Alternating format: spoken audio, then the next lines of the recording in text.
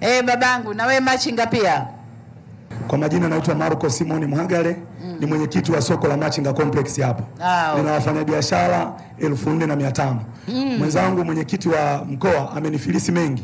Lakini Mheshimiwa Rais na mimi niombe hayo lakini mawili ambayo ni msingi na tusumbua sana kwenye soko letu. Ndio. Kwanza, amani ya nchi tunaipenda, hata sisi tunailinda, na ndio maana sisi hatukuruhusu kwenye soko letu itokee chanzo chochote cha fujo.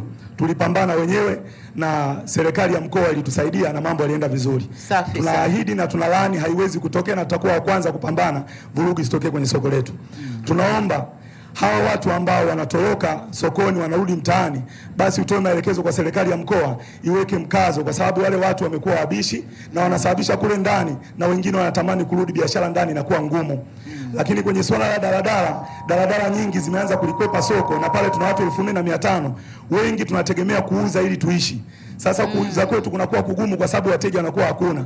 Kwa ukitoa maelekezo daladala zikaingia, tunaamini jambo letu limefika sehemu sahihi, ambapo ni wewe mama, tulikuwa tunakusubiri sana muda mrefu. Maadamu umefika leo, tunaomba mambo yetu ya mbele. La mwisho ambalo sio muhimu sana, tuna korongo kubwa ambalo liko mbele ya soko letu.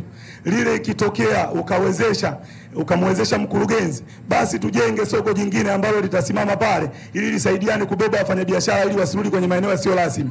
Naomba sana Mheshimiwa Rais, asante na kupongeza. Mungu amekuteua wewe, ana sababu, kwa sababu maandiko yanasema anemteua yeye hawezi mwanadamu kupinga. Maadamu wewe umeteuliwa na Mungu, hakuna yeyote wa kukuyumbisha. Mungu akupe maisha marefu mama. Amina, amina babangu. Ombi la korongo nimelisikia. Mkurugenzi wa halmashauri yuko hapa? Yuko, amesikia, na mkuu wa mkoa yuko hapa, mkuu wa wilaya, wote tumesikia.